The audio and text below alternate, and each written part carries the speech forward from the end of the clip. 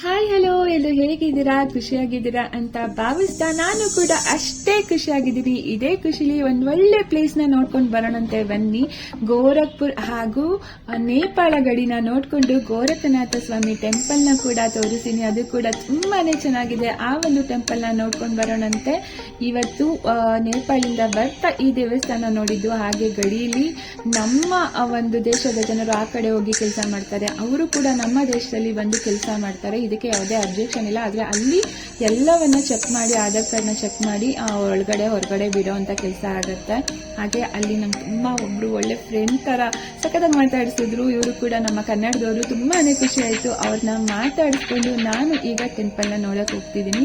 ಇದು ಗೋರಖಪುರದಲ್ಲಿರುವಂತಹ ಗೋರಖನಾಥೇಶ್ವರ ಸ್ವಾಮಿ ಟೆಂಪಲ್. ಇಲ್ಲಿ ಎರಡು ಧರ್ಮದವರು ಈ ಟೆಂಪಲ್ಗೆ ಬರ್ತಾರೆ ಅಂತ ಹೇಳ್ತಾರೆ. ಹಾಗೂ ಮುಸಲ್ಮಾನರು ಈ ಟೆಂಪಲ್ ಹಳೆ ಕಾಲದಲ್ಲಿ ಹಾಳು ಮಾಡಿದ್ದಂತಹ ಉದಾಹರಣೆಗಳು ತುಂಬಾನೇ ಇದೆ. ಹಾಗೆ ಸುಮಾರು ಜನ ಸೇರಿ, ಸುಮಾರು ವಂಶಸ್ಥರು ಸೇರಿ ಈ ಒಂದು ಟೆಂಪಲ್ ನ ನಿರ್ಮಾಣ ಮಾಡಿದ್ದು ಅಂತ ಕೂಡ ಹೇಳಲಾಗುತ್ತದೆ. ಹಾಗೆ ಈ ಟೆಂಪಲ್ ಅಲ್ಲಿ ಶಿವನನ್ನ ಪೂಜೆ ಮಾಡುವುದು ಜೊತೆಗೆ ತುಂಬಾನೇ ಎಲ್ಲಾ ದೇವರುಗಳನ್ನ ಒಟ್ಟಿಗೆ ನೋಡುವಂತಹ ಸೌಭಾಗ್ಯ ಸಿಕ್ಕಿದ್ದು ನನಗೆ ಎಸ್ಪೆಷಲಿ ತುಂಬಾನೇ ಖುಷಿ ಆಯಿತು.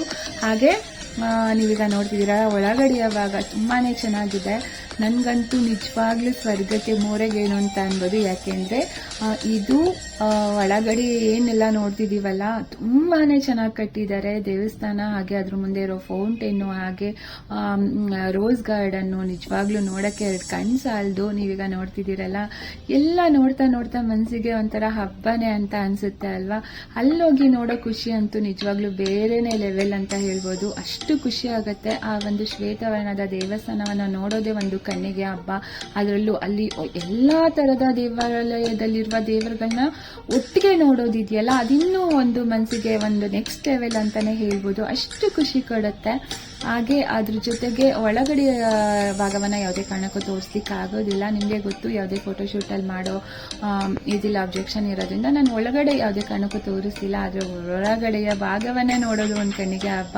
ಖಂಡಿತ ನೀವು ಗೋರಖ್ಪುರ್ಗೆ ಹೋದ್ರೆ ಈ ದೇವಸ್ಥಾನವನ್ನ ಮಿಸ್ ಮಾಡ್ದಲೇ ನೋಡಿ ಅಂತ ಹೇಳ್ತೀನಿ. ಹಾಗೆ ಒಳಗಡೆ ಒಂದು ದೇವ್ರನ್ನ ಕೂಡ ಇದು ಇದೇ ತರ ಇರುವಂತಹ ದೇವರು.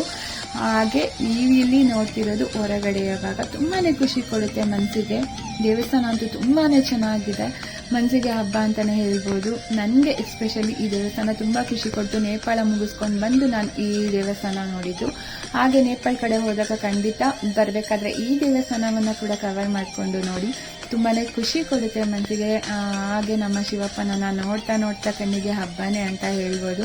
ನಾನು ಆ ದೇವಸ್ಥಾನವನ್ನ ಮುಗಿಸ್ತಾ ನಾನು ಬೆಂಗಳೂರಿಗೆ ಹೊರಡ್ತಿದ್ದೀನಿ. ತುಂಬಾನೇ ಖುಷಿ ಆಯ್ತು. ನಿಮ್ಗೆ ಈ ದೇವಸ್ಥಾನ ನೋಡಿ ಖುಷಿ ಇದೆ ಅಂತ ಅನ್ಕೊಳ್ತಾ thank you so much. Bye bye.